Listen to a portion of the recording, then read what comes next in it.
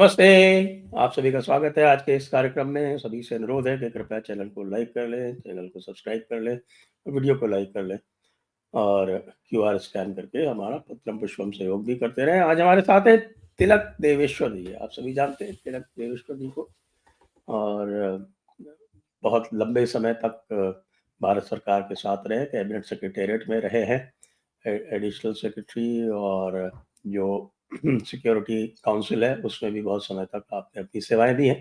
तो मैं स्वागत कर रहा हूँ तिलक देवेश्वर जी का। स्वागत है सर। बहुत बहुत धन्यवाद धन्यवाद। तो आज मैं बात करने जा रहा हूँ कि क्या भारत ने कम से कम पाकिस्तान के साथ अपना जो सिक्योरिटी डॉक्ट्रिन है वो पूरी तरह से रीसेट कर दिया है। Thank you so much Sanjay ji for having me on your show. आपने बड़ी पते की बात की, क्योंकि अभी तक जो पाकिस्तान का जो पूरा पोस्चर था इंडिया के खिलाफ, वो न्यूक्लियर वेपन्स पे मबनी था कि अगर आप कुछ करेंगे तो हमारे पास न्यूक्लियर वेपन्स है, हमारे पास टैक्टिकल न्यूक्लियर वेपन्स भी हैं। और जिस टाइम शेख रशीद ने कहा था कि पाओ पाओ के बम है, यू नो सो उनका पूरा जो डॉक्ट्रिन था अगेंस्ट इंडिया कि हम कुछ भी कर सकते हैं, टेरर स्ट्राइक्स करें, ये करें, वो करें, आप अगर रिटेलिएट करने की कोशिश करेंगे तो we will use our nuclear capability and threaten the world कि आप इंडिया को रोक के रखो, नहीं तो there will be absolute disaster. अच्छा, for many years frankly I think India did fall for this trick, did fall for this bluff कि नहीं नहीं भाई, एक्सरसाइज रेस्ट्रेंट, नहीं तो वो पागल लोग हैं, they will use their nuclear weapons. अच्छा, ये जो इट वाज कैलकुलेटेड कि इंडिया के खिलाफ हम इररेशनल हैं, हम कुछ भी कर सकते हैं, ये उन्होंने इंप्रेशन दुनिया में दिया, इंडिया को भी दिया कि हम तो पागल हैं, हम कुछ भी कर लेंगे, तो आप अपना रेस्ट्रेंट एक्सरसाइज करें। तो उरी में मोदी जी ने फर्स्ट स्टेप लिया टेस्ट करने के लिए, फिर बालाकोट में उससे ज्यादा लिया पाकिस्तान के अंदर जाकर उनको स्ट्राइक करने के लिए। अब इस टाइम पहलगाम के बाद तो बिल्कुल ही उनका जो वॉर डॉक्ट्रिन जिसके ब्लस्टर पे वो इतने सालों से टेररिज्म कर रहे थे इंडिया में, वो तो बिल्कुल ही विध्वंस हो गया। बिकॉज एट द टाइम जहाँ उनका कहते हैं कि इफ यू आर थ्रेटेड हम न्यूक्लियर वेपन यूज करेंगे, अरे भी आपके 9 मेजर टेररिस्ट कैंप्स डिस्ट्रॉय हो गए। आपका जो कह रहे थे कि हमारे पास चाइनीज इक्विपमेंट है, HU-9 या पता नहीं क्या क्या एयर डिफेंस इक्विपमेंट है, अब आपको अंदर ही नहीं आने, हाँ, आपको अंदर ही नहीं आने देंगे, वो नष्ट हो गया। लाहौर और सियालकोट में तो एयर डिफेंस बिल्कुल खत्म हो गया। और फिर India went in and bombed 11 airfields, उनके जो बिल्कुल ही मोस्ट प्रोटेक्टेड एरियाज जो होते हैं, खास तौर पे नूर खान बेस है जो रावलपिंडी में, उसको जाके बुरी तरह से अटैक किया। और बाकी भी हैं, सरगोदा उनका जो मेन है, जैकोबाबाद है, and so many 11 of them. तो क्या हुआ न्यूक्लियर ब्लफ?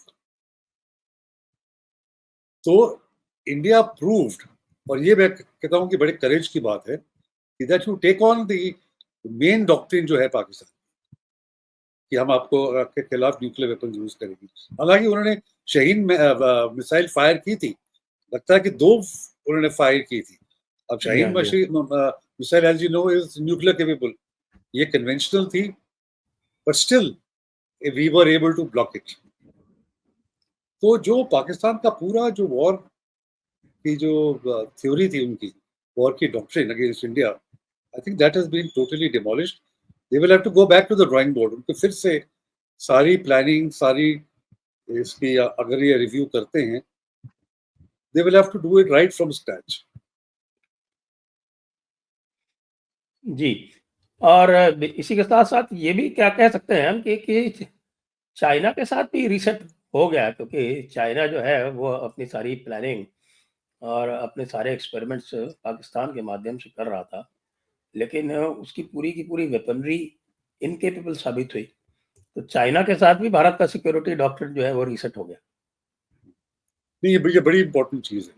इसी चाइनीज तो ये एक्सक्यूज देंगे कि हमारा इक्विपमेंट तो ठीक था, आपको चलाने नहीं आया, पाकिस्तान को चलाने नहीं आया, पाकिस्तान को इस्तेमाल करना नहीं आया, क्योंकि ये तो वो कैसे एक्सेप्ट करें कि या उनके मिसाइल से या एयरक्राफ्ट से या एयर डिफेंस सिस्टम था, तीनों के तीनों फेल हो गए, और एक किस्म से पाकिस्तान वाज टोटली एक्सपोज्ड।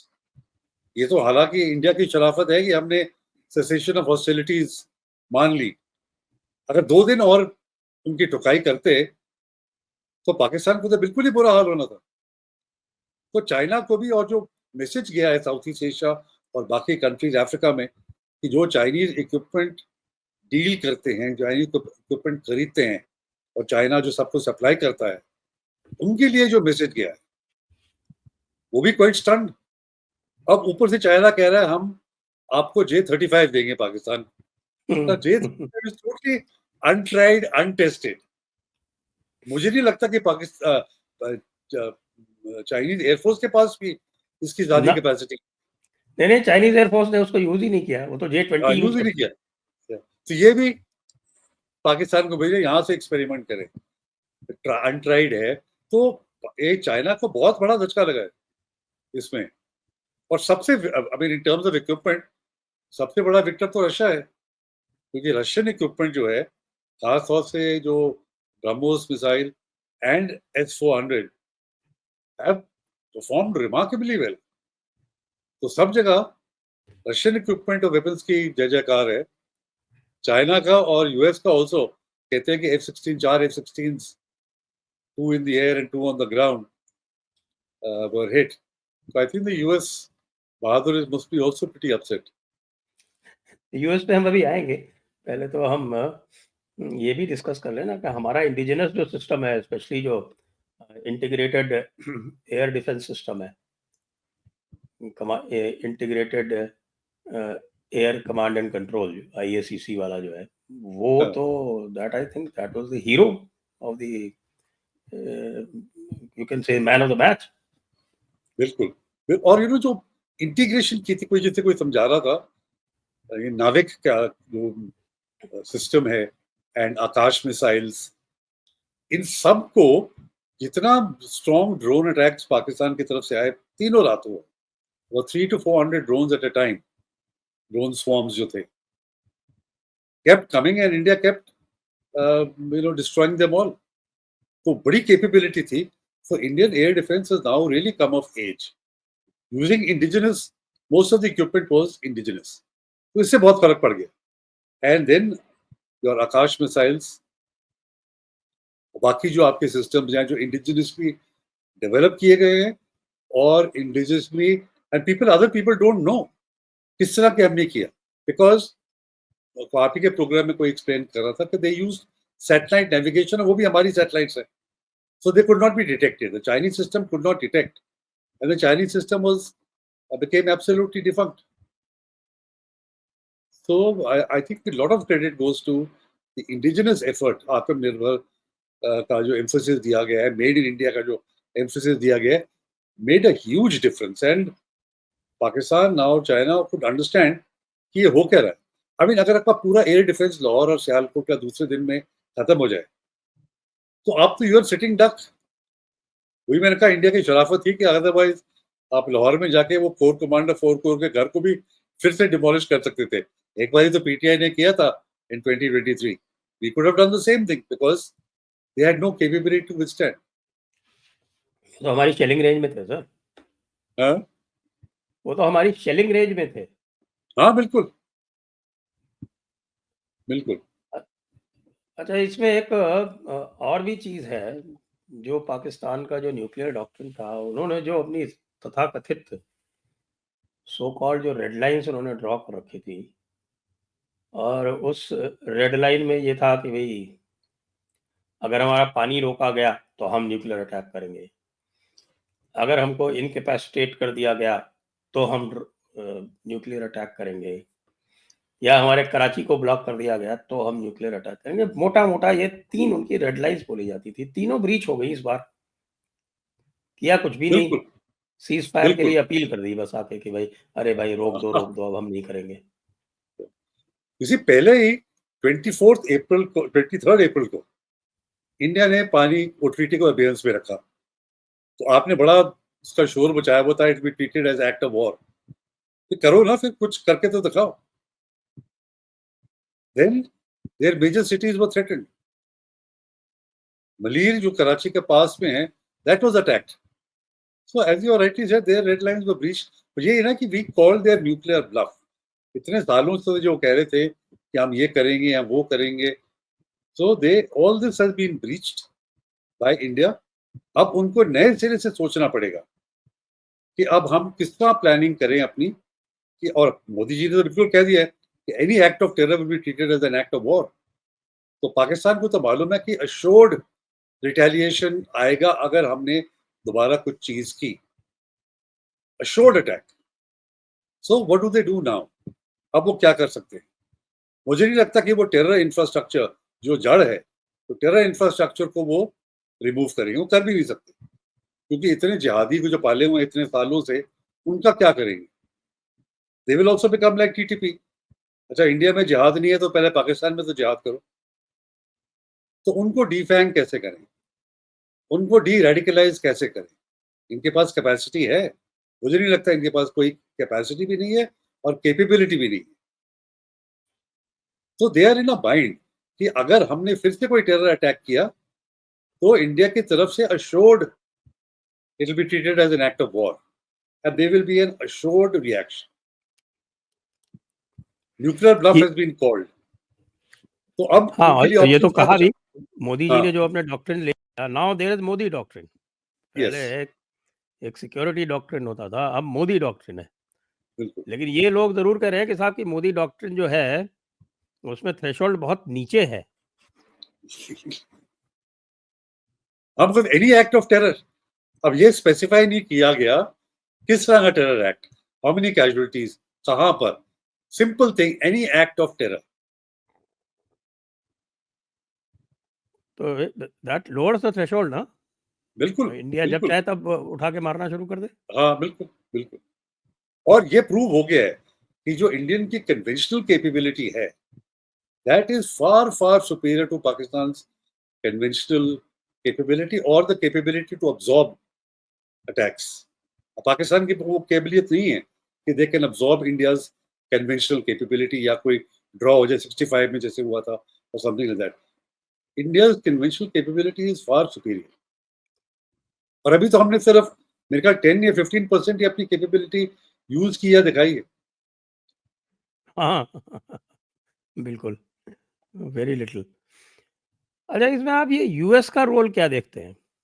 क्योंकि जिस तरह से किराना के ऊपर जो 2 बॉम्ब ब्लास्ट हुए और उसके बाद जो है वो US started running helter skeletal. अब ये भी एक बात आ रही है और इस समय जो है ये चैटर बहुत से it is getting stronger and stronger कि ये जो पूरा जो न्यूक्लियर आर्सेनल है, जो पाकिस्तान कहता है उसका अपना है, वो एक्चुअली पाकिस्तान का नहीं है। और ये एशियन ऑपरेशंस के लिए ये हाउस करके रखा हुआ है यहाँ यूएस ने। और इसीलिए यूएस इतना घबरा गया और उसने कहा कि अरे भाई भाई किसी भी तरह से इसको रोको, नहीं तो ये तो हमारे जितने भी न्यूक्लियर वेपन्स हैं जो हमारे हैं वो इसको उड़ा देंगे। तो अगर ऐसा है तब तो ये कहा जाएगा कि साहब कि यूएस का तो बड़ा ही एक डुप्लिसिटस रोल रहा है और इस बार वो सामने भी आ रहा है, ऐसा लग रहा यूएस से आने से पहले एक चीज मैं कहूंगा, चाइना। है। चाइना को भी ये बात मालूम है, और चाइना पाकिस्तान के कान पकड़ के बोलेगा, तुम ले रहे हो हमसे और स्टोर कर रहे हो American nuclear weapons. See the contradiction. The country which is going to be very upset कि you have played us for the fool, कि हम डिजाइन ऑफ न्यूक्लियर बॉम्ब और सारे मिसाइल्स हमसे लेकर, and you have been in bed with America all this while. तो China को भी इनको बहुत बड़ी एक्सप्लेनेशन देनी पड़ेगी। अच्छा, जहां तक यूएस का ताल्लुक है, ये पूरे not only the nuclear thing, पूरी पॉलिसी को देखकर मैं एक कंक्लूजन पे पहुंचा हूं कि ना हमें प्रेसिडेंट ट्रंप और परमानेंट यूएस एस्टैब्लिशमेंट है, इसको अलग अलग देखना पड़ेगा। क्योंकि प्रेसिडेंट ट्रंप ने जो अटरेंसेस किए हैं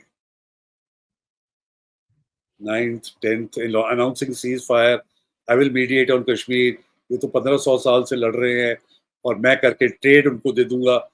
you know, these things are not, I don't think so, part of main stream US policy का जो हिस्सा है, जो इंस्टीट्यूशनल यूएस पॉलिसी की, इंडिया के जो यूएस के साथ मल्टी डायमेंशनल रिलेशनशिप है, मल्टी डोमेन रिलेशनशिप है, और over 10 years you know they strengthen to such an extent पहले कोई तस्वर भी नहीं कर सकता था। अब एक आके ये स्टेटमेंट देके knowing that it is going to needle India, वो तो अपने लिए नंबर बना रहा है ना, but doesn't he realize that what impact it is having? तो मैं तो इन दोनों को थोड़ा थोड़ा अलग करके देखूं। Now coming to the nuclear aspect of it, शुरू में आपको याद होगा जब ये 9th के बाद ये स्ट्राइक हुआ था सरगोजा में, तो next day there was a US aircraft that came, hmm, that aircraft कोई स्पेशल एयरक्राफ्ट है जो रेडिएशन डिटेक्ट चेक कर करता रहा है है। कि अच्छा अगर वो हिट नहीं हुआ या यूएस को वेपन्स वहां पे नहीं है, तो भैया आप क्या करने आए हो यहाँ पर? So just shows prove your point. उसके बाद वो इजिप्ट का भी स्टोरी थी कि वो बोरॉन लेके आया है to dampen the any this thing, but the fact of the matter is कि ये न्यूक्लियर एम्यूनेशन स्टोरेज डंप है। अब इसमें यूएस का है, कितने यूएस के वेपन्स हैं, और मैं तो ये भी हैरान हूं कि US has given the key to their Asian nuclear arsenal to Pakistan. चाबी पाकिस्तान को पकड़ा दी उनके न्यूक्लियर वेपन्स को। या तो उनका सिस्टम ऑफ जो कंट्रोल का सिस्टम है वो इतना स्ट्रांग है कि जैसे ही कोई उसमें एंटर करे या कोई भी उसको मेट करने की कोशिश करे तो ट्रिगर हो जाएगा and America will come to know. ये पॉसिबल है, but still this shows the level of trust कि आप अपने न्यूक्लियर वेपन्स की कस्टडी पाकिस्तान को दे रहे हो। And you know Pakistan is a rogue state. अगर कोई टेररिस्ट इस पे घुस जाए, terrorist gets control of this, कहाँ के न्यूक्लियर वेपन्स, कहाँ का US, we don't know how we will use them. तो इसमें बड़ी बातें हैं, बहुत चीजें हैं इसमें। I think this is probably the most significant thing जो 4 दिन की लड़ाई में इंडिया पाकिस्तान में जो लॉन्ग टर्म का जिसका इम्पैक्ट होगा ना, तो इस पे होगा कि ये न्यूक्लियर वेपन्स किसके थे, कितना डैमेज हुआ। और कोई जैसे बाकी के शो में मेरे ख्याल मेजर जनरल नारायण कह रहे थे कि 1000 साल तक इस हम्म। स्टोरेज डंप में आप कोई नहीं जा सकता।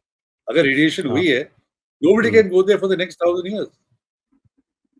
So it will be a huge blow, मुझे लगता है, टू द यूएस अगर तो उन्होंने ऐसे स्टोर किए गए हैं।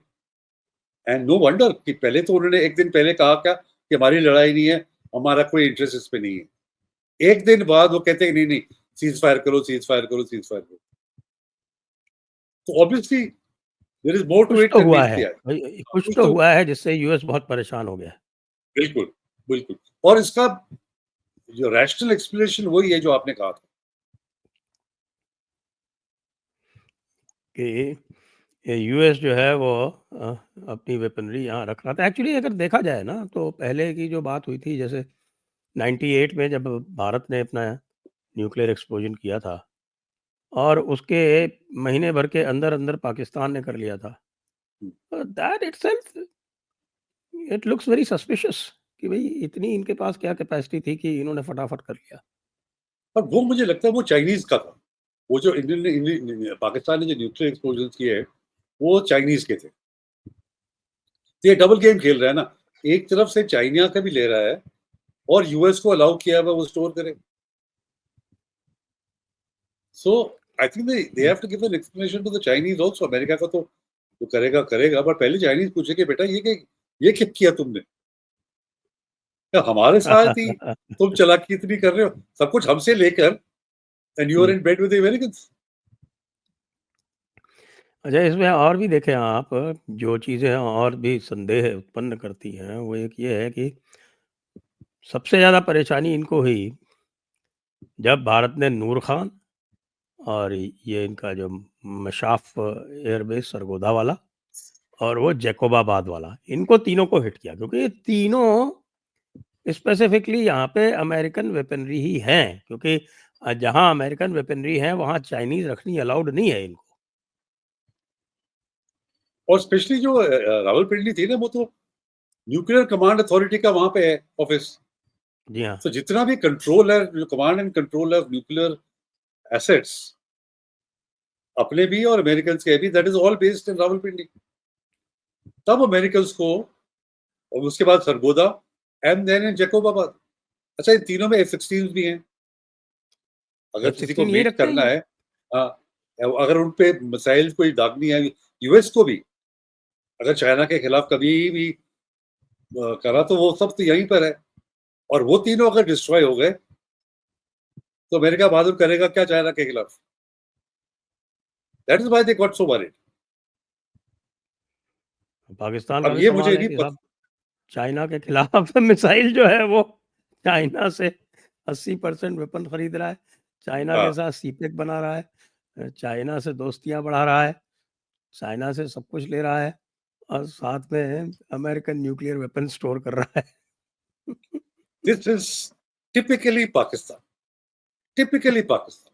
यू सी, एक तरफ से वो तालिबान को सपोर्ट कर रहे थे in the war on terror, और दूसरी तरफ हाँ, से वो अमेरिका के पार्टनर्स थे। Hmm, but they were supporting Taliban, arming them, recouping their weaponry, and allowing them to go and fight inside America and killing Americans. और हम्म। यहाँ पे कह रहे हैं we are part of war on terror. तो ये जो डुप्लिसिटी है ना, पाकिस्तान ने इसको मास्टर किया। They have mastered the art, they have fooled everybody. तो हम तो उनको कभी भी किसी भी हालात में, किसी भी जन्म में उनको ट्रस्ट नहीं कर सकते, कभी ये भी जो नहीं। आप कह रहे हैं ना कि दे फूल्ड एवरीबॉडी, तो इंडिया को भी they fooled for the longest time. Yes, you know, nuclear bluff है, ऊपर से कहना कि नहीं, और पानी ले ही जा रहे हैं। ये तो मोदी जी ने कहा ना, water and blood can't flow together. हमारी जनरोसिटी है कि हमने वॉर्स के टाइम भी इस ट्रीटी का कुछ नहीं किया,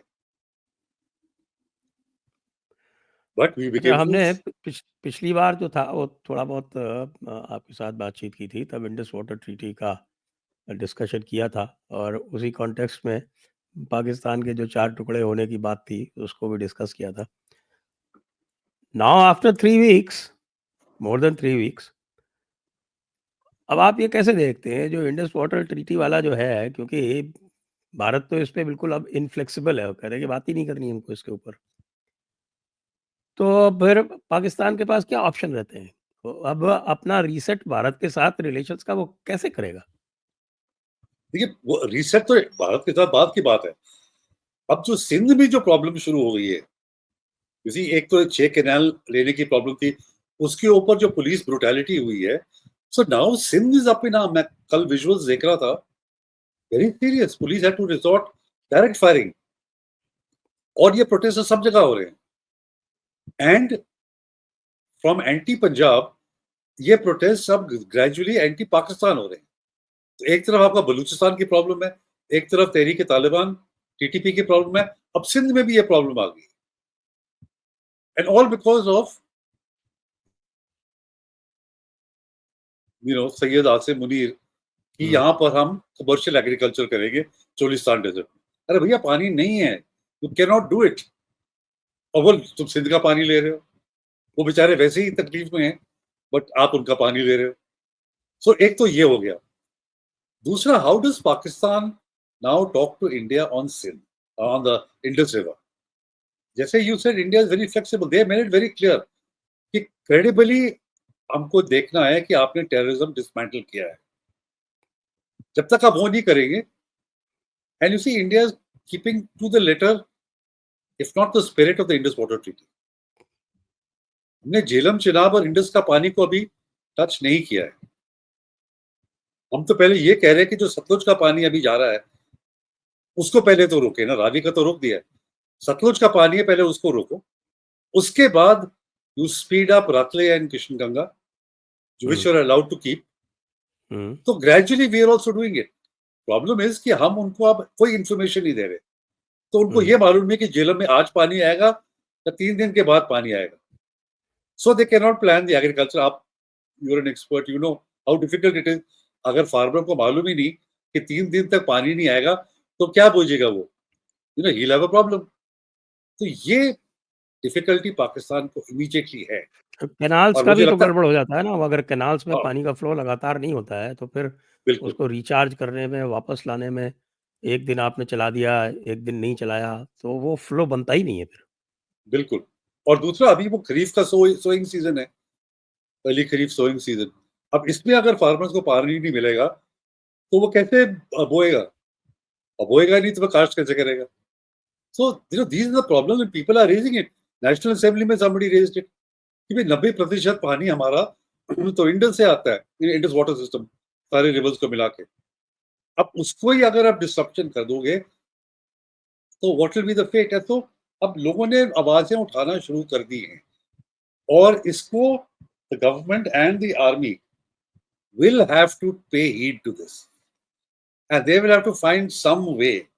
वो ही जाएंगे अमेरिका के पास कि भाई कुछ सुलह सफाई कराओ, कुछ इंडिया पे प्रिवेल करो कि इस पे भी इंडिया सीज फायर बोल दे। और जब तक हम ultimately they will have to talk. India 2 साल से कह रहा है इनको let us review the Indus water treaty because so many technological changes have taken place. Climate change का मसला है, पॉपुलेशन इंक्रीज का मसला है, so we have to renegotiate the treaty. 2 साल से Pakistan has been stone walling और ट्रीटी में ही प्रोविजन है टू रिव्यू इट। अब ये हाँ, लेकिन review Pakistan, with mutual consent, तो वो कंसेंट तो हाँ देते नहीं एग्जैक्टली अब वो कर नहीं रहा। Now he will have to come on the table. Pakistan को टेबल पर आना पड़ेगा कि मैं रिव्यू करने के लिए अब तैयार हूं। But that is one part of it. The other part is अब टेररिज्म को तो बंद करो ना। हाँ, क्योंकि भारत ने तो उसको टेररिज्म के साथ लिंक किया है कि भाई जब तक बिल्कुल। आप इर्रेवोकेबली और डेमोंस्ट्रेबली विद एविडेंस आप बंद नहीं कर सकते हैं, बंद नहीं करते हैं, तब तक हम रिव्यू नहीं करेंगे। अच्छा, और कैसे? टेररिज्म ऐसी चीज़ है कि वो इतना डीप है क्योंकि पाकिस्तान स्टेट, पाकिस्तान आर्मी और पाकिस्तान टेररिस्ट ऑर्गेनाइज़ेशन, ये तीनों तो एक ही हैं। बिल्कुल। कैसे वो इसको अलग-अलग करेंगे? एंड उसका एविडेंस जो funeral prayers are being led by a declared terrorist, general साहब पीछे खड़े हैं उसके पीछे। जनरल उसका साहब जो पीछे खड़े। कॉफिन है हमारा जो टेरर है वो भी पाकिस्तान फ्लैग के फुल मिलिट्री ऑनर्स के साथ। तो आप दफना रहे हो अपने टेररिस्ट को और फिर कहते हो कि नहीं टेररिज्म नहीं है। और 2 मिनिस्टर्स ने माना हुआ है ऑन टेलीविजन डिबेट्स कि हम करते रहेंगे। कैसे कोई मानेगा? हाँ, डिफेंस मिनिस्टर मान रहा है उनका। हाँ, डिफेंस मिनिस्टर और बिल्लो रानी जो है वो भी मान रहा है। बिल्लो रानी को तो खैर लोग सीरियसली नहीं लेते, लेकिन ये ख्वाजा आसिफ तो ऑलमोस्ट मेरे ख्याल से हर मिनिस्ट्री में रहा है पिछले 20-25 साल से। हाँ, कई लोग तो उसको कहते हैं कि तो इंडियन एजेंट है क्योंकि जब भी वो मुंह खोलता है इंटरव्यू में हम्म, कुछ ना कुछ ऐसी चीज कह देता है जो बाउंस बैक करती है पाकिस्तान पे।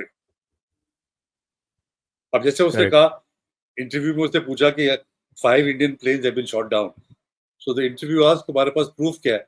ही said social media. I mean defence minister using और putting social media as proof.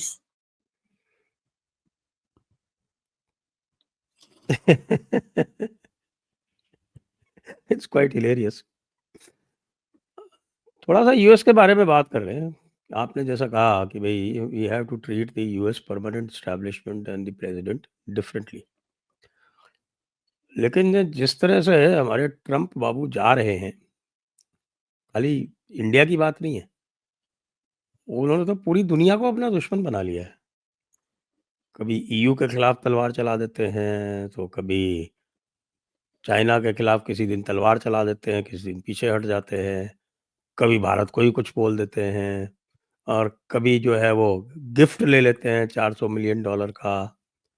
और लोगों में तो अब बहुत ज़ोर-शोर से बात उठने लगी है कि साहब कि इनकी जो क्रिप्टो कंपनी है वो चारों तरफ दुनिया में इधर-उधर डील करके और फ़ेवर्स जो है वो डोल आउट कर रही है। पाकिस्तान को भी उसमें शामिल किया हुआ है लोगों ने कि साहब कि इनकी फ़ैमिली की जो वो वर्ल्ड फाइनेंशियल कंपनी है, उसने पाकिस्तान में एक क्रिप्टो डील कर ली है। तो ये जो इरैटिक प्रेसिडेंट है, ये ऐसे चलता रहा तो यूएस के साथ भारत का रिलेशन जो ख़ास तौर से जो डिफेंस सेक्टर में है, वो तो मुझे नहीं लगता कि आगे बढ़ेगा। वैसे ही हमको जी 404 में बहुत प्रॉब्लम हुई है। वैसे ही आज तक इन्होंने अपाचे डिलीवर नहीं किया है। तो फिर जो ये पिछली बार ट्रम्प कहते रहते थे कि साहब कि no, no, no, no, you must buy American weapons. तो not just India, who is going to buy American weapons? नहीं, सही कहा आपने। Actually apart from the countries अब तो ये बिजनेसमैन के पीछे लग गए हैं। अब वो कह रहे हैं Apple has to make in the US, otherwise 25% tariff पे लगा दूंगा जो यूएस इंडिया में बना है। अच्छा, कोई कैलकुलेशन किसी ने की, मैं देख रहा था, अगर एप्पल का फ़ोन यूएस में बनता है, made in India Apple phone will be still cheaper with हाँ, 25% वो टैरिफ। तो कह रहे हैं साहब कि अगर 25% टैरिफ लगा दिए गए, तो भी जो भारत से जो फ़ोन जाएगा दैट विल कॉस्ट अबाउट $1200 और जो वहाँ बनेगा that will cost up to $3000। या तो वो तो एप्पल से ही फाइन लगा लो आप, हमें फ़र्क नहीं पड़ता। बट इससे क्या हो रहा है, एक आज सैमसंग को सें भी बोल दिया। तो अगर एप्पल और सैमसंग दोनों को ही अगर आपको टैरिफ लगाना है, तो ठीक है, दोनों कॉम्पिटिशन में हैं, दोनों को आप हाँ, टैरिफ लगा दो, तो उनको या क्या फ़र्क पड़ता है? अमेरिकन पब्लिक को ही तो फ़र्क पड़ेगा। या नहीं, पर इससे क्या हो रहा है कि that I think the goodwill and support जो था ट्रम्प का व्हेन ही केम इन जनवरी, तो 3 मंथ्स में he has dissipated all that support. अच्छा, जहाँ तक इंडिया का ताल्लुक है, मुझे नहीं लगता कि that the defence deals and other conversations will get disrupted, क्योंकि अब इतना डीप रूटेड हो चुका है इंडो यूएस रिलेशन। हाँ, there could be a minor setback in terms of personalities, could be a setback in terms of timing, but इतना deep rooted जब conversations जब होती हैं, it's very difficult to pull them out. अब ये देखना पड़ेगा कि what happens to Quad and what happens to the Indo-Pacific. इस पे what अभी जो Quad का summit होने वाला है, what happens there? If he pushes India to such an extent, फिर तो you know that will be the real test. बाकी जो चीजें, I think those conversations will continue. But these two major things जो है, इंडो पैसिफिक एंड क्वाड, इसका क्या future है, या फ्यूचर है भी है कि नहीं, that is something which will be very interesting in the coming months. कल शशि थरूर ने एक क्वेश्चन के जवाब में प्रेसिडेंट ट्रम्प के ऊपर कुछ कमेंट किए थे। आपने अच्छा, सुने होंगे।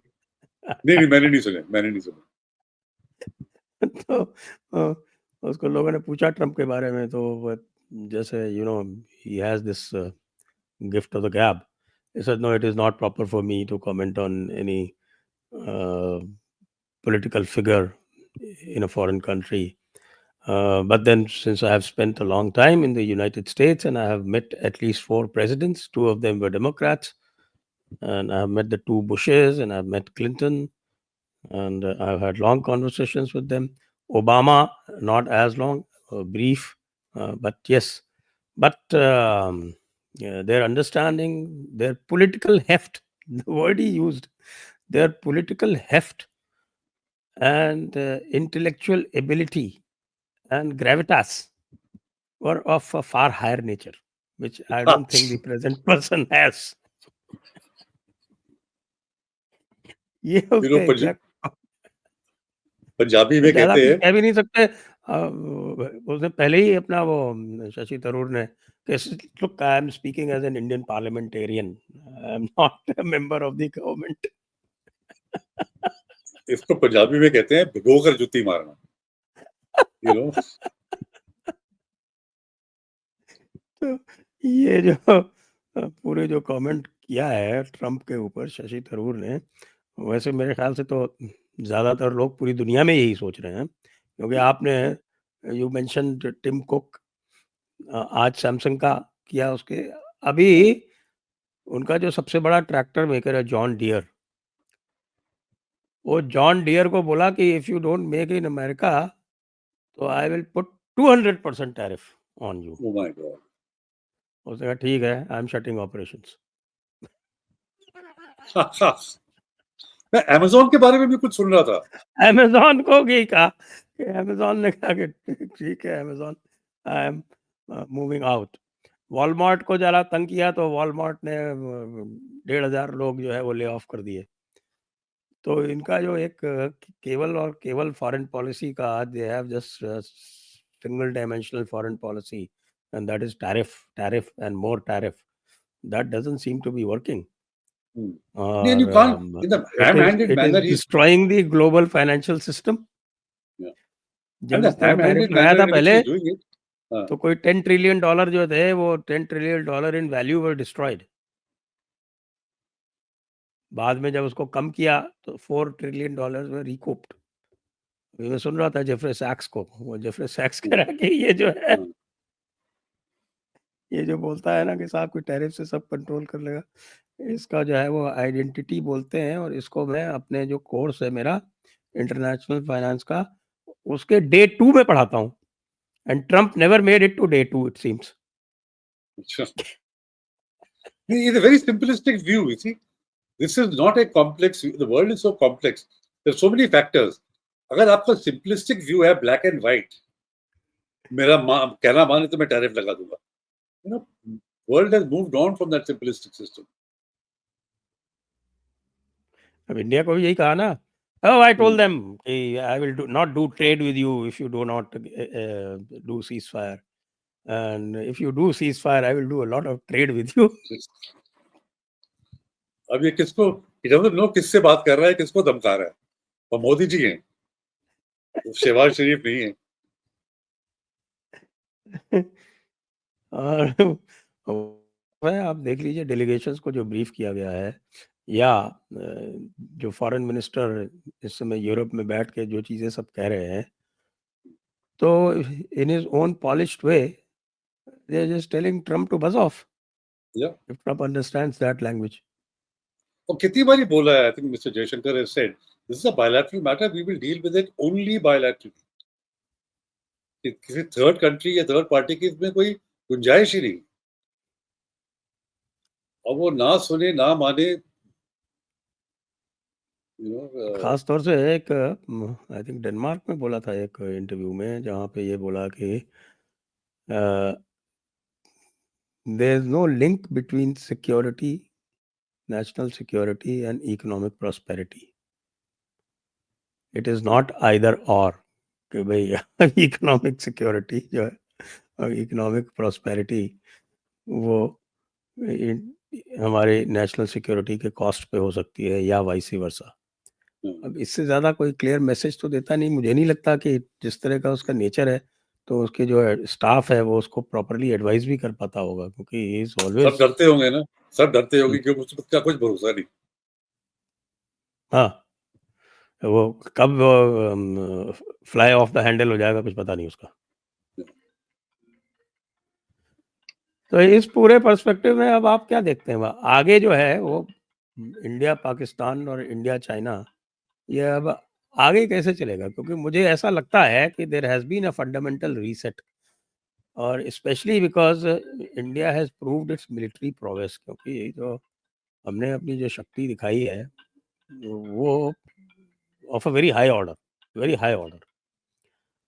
और चाहे ओरिजिन किसी का जैसे ब्रह्मोस का 49.5% इज रशियन, 51.5 इज इंडियन।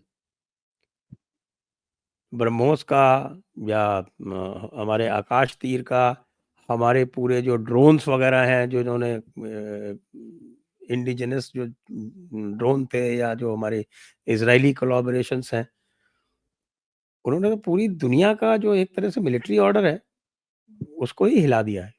बिल्कुल. और ये जो खास बात थी ना कि one nuclear state attacking another nuclear state जी, and taking the political risk shows courage, and you calling the nuclear bluff of the nuclear country. इस पे बहुत लिखा जाएगा, you know, the Americans especially, they will be doing a lot of research on this, and changes in international nuclear doctrine will take place as a result of this. but जब आपने future की बात की, to be honest, I don't think कि पाकिस्तान ये जो cessation of hostilities अभी हुई है इसको ज्यादा देर तक फॉलो करें. शुरू में तो उन्होंने बहुत कहा कि आप जीत के 5 एयरक्राफ्ट निकाल दिया, इंडिया के हमने डिस्ट्रॉय कर दी, ये कर दिया, वो कर दिया. अब जैसे ज्यादा इंफॉर्मेशन आ रही है और लोगों को पता चल रहा है कि एक्चुअली हुआ क्या, कि हमारे 11 एयरफील्ड बर्बाद हो गए, हमारे 9 terror training camps were destroyed. अब लोगों को जैसे ज्यादा पता चलेगा, दी फीलिंग विल कम कि यार अरे हम पिट गए. ये जो इतना सेलिब्रेट कर रहे हैं, इसको फील्ड मार्शल बुला दिया और फिर सेलिब्रेशन यहाँ हो रहा है और कह रहे हैं कि हमने हिंदुस्तान की ये कर दिया, वो कर दिया. रियलिटी तो बिल्कुल अलग है. अच्छा, यही हुआ था 65 में, यही हुआ 71 में. जो न्यूज़पेपर बैनर हेडलाइन 16 दिसंबर के थे, अगर आप देखो पढ़ के, हाँ, ऑन वो वर मैंने टू देखा विक्ट्री, है, वॉर टिल विक्ट्री। या वॉर टिल विक्ट्री। अच्छा, वही हाल या अब हुआ है। विक्ट्री विक्ट्री छोड़ो, यू आर बैडली डिफीटेड। तो ये जैसे जब पब्लिक को पता चलेगा ना, disillusionment, frustration and anger will set in. Plus अभी वाटर। तो आर्मी, हाँ, अभी तो आर्मी कह रही है ना कि देखो हमारे पब्लिक सपोर्ट कितना आ गया, और यही पब्लिक सपोर्ट उनके खिलाफ अब बढ़ जाएगा। तो मुझे तो उनको भी कुछ करना पड़ेगा to retrieve their prestige, to retrieve their honour. They will do some झूठ-मूठ थिंग। अब किस शेप में करते हैं, कैसे करते हैं, ये देखना पड़ेगा। But I don't think so this cease fire will last. मुझे लगता है और झड़प होगी। और अगर ये हमने एनालिसिस किया था, हाँ, क्योंकि जो बड़ी बात हो रही है वो सबसे ज़्यादा ये बात हो रही है कि भाई जो एयर वॉर था उसमें बहुत बुरी तरह से हराया भारत ने, practically one sided defeat inflict की पाकिस्तान के ऊपर। लेकिन जिसकी बात नहीं हो रही है वो ये नहीं हो रही है जो मैं बात कर रहा हूँ सभी से, और वो ये हो रही है कि साहब कि एलओसी पर इनका इंफ्रास्ट्रक्चर पूरा डिस्ट्रॉय कर दिया, और उनकी जो गन्स वगैरह थी, चाइनीज गन्स जो लाए थे ये नई, अ, जो व्हील्ड गन्स थी जो ट्रैक्टर पे माउंटेड थी, वो फेल हो गई। They were not able to be deployed in the mountainous area, और उसकी वजह से जो एलओसी है वो भी एक तरह से अनगार्डेड पड़ी है, क्योंकि ज़्यादातर जितने भी इनके पोस्ट थे, बंकर्स थे, वो सारे के सारे उड़ा दिए। क्योंकि इस वक्त जो भारत की आर्टिलरी कैपेसिटी है वो भी of a very high order. उसकी बात नहीं हुई ज़्यादा, क्योंकि एलओसी पे रोज होता रहता है। ये वो ट्रू। उससे भी ज़्यादा इम्पोर्टेंट है कि भारत जो है वो is now actually in a position to move ahead and occupy their positions.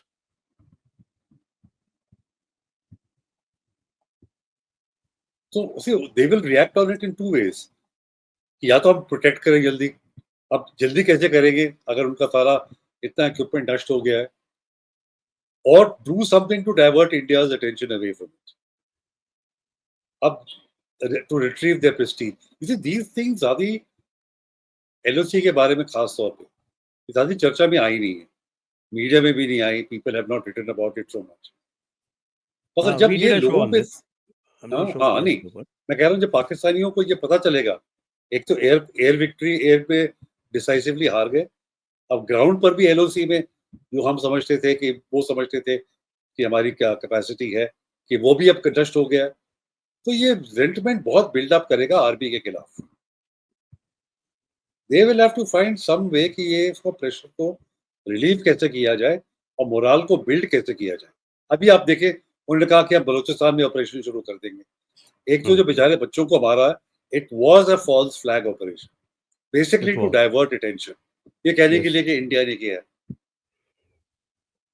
And तो they will launch an operation, जैसे जर्ब हल्स किया था केपीके में, फाटा में। ये इसी तरह को कि जर्ब करके कुछ ऑपरेशन लॉन्च करेंगे टू डाइवर्ट लेकिन अटेंशन। सर करेंगे कैसे? Operation Sindoor is continuing. ये भी एक मास्टर स्ट्रोक है कि operation Sindoor is only on a pause. Pause, बंद हाँ, नहीं हुआ है। तो ये गुस्सा दे विल ट्राई बलोचों पे निकालेंगे, फिर कहेंगे देखो इंडिया का प्रूफ है, India indulging in terrorism, we reserve the right to act against India at the time of our choosing. ऐसे करके कुछ they will have to retrieve the situation. But bottom line मेरे लिए ये है कि this peace is unsteady, this peace will not last. Correct. तो आइए सर, आज की चर्चा को अब यहीं पर विराम देते हैं। सभी दर्शकों को बहुत बहुत धन्यवाद। तिलक देवेश्वर जी को भी बहुत बहुत धन्यवाद। जय हिंद, जय भारत, वंदे मातरम। जय Hind. Thank you so much. Thank you.